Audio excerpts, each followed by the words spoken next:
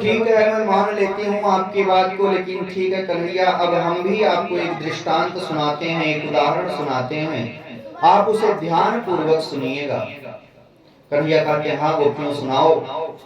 तो गोपियां कहती हैं कि हे कन्हैया, एक स्त्री है और उसका पति अर्थ कमाने के लिए, पैसा कमाने के लिए घर से बाहर जाना चाहता है, और जब वह घर से बाहर जाने लगा उससे पूर्व गया है कुम्हार के यहाँ, और अपने ही चेहरे की तरह, अपने ही शरीर के इतना लंबा अपने ही चेहरे की तरह एक मिट्टी का पुतला बनाया है, और वह पुतला बना करके ला करके अपनी पत्नी को दे दिया है, और कहा है अपनी पत्नी से कि हे प्रिय, जब तक मैं बाहर हूँ, प्रदेश में हूँ, तब तक तुम इस मूर्ति की ही पूजा करके भोग लगा देना और इस मूर्ति की ही सेवा करना।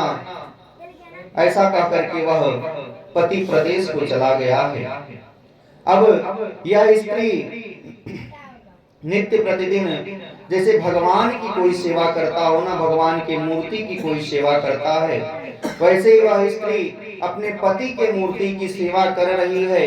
नित्य प्रतिदिन स्नान कराना, भोग लगाना, भोग लगाने के बाद भी स्वयं वही भोग को पाती थी। अब एक दिन की बात है, वह स्त्री पूजा पर बैठी है अपने पति के, उसी समय क्या घटना घटती है कि उसका पति प्रदेश से बाहर आ गया है, और प्रदेश से बाहर आकर के दरवाजे पर खड़ा होकर के दरवाजे को खटखटाया है, आवाज लगाया है। अब हे प्रभु, अब आप ही बताओ कि उस स्त्री को क्या करना चाहिए। अगर वह स्त्री पूजा छोड़ करके जाए तो पति के आदेश का उल्लंघन होगा, और अगर वह स्त्री जाकर के दरवाजा ना खोले तो पति का अपमान होगा।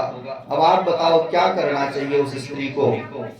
कन्हैया कहने लगी कि अरे सुंदरियों, जब उसका पति साक्षात उसके सामने आ गया है, उसके घर में आ गया है, तो उसे मिट्टी के उस पुतले की पूजा करने की क्या आवश्यकता है। उसे तो जा करके सीधे दरवाजे को खोल करके पति को अंदर बिठा करके पूजा करना चाहिए। गोपियां कहने लगी कि अरे कन्हैया, अब तुम स्वयं अपने ही बातों में फंस गए हो। कन्हैया कहने लगी कि अरे गोपियों कैसे। तो गोपियां कहने लगी कि हे प्रभु,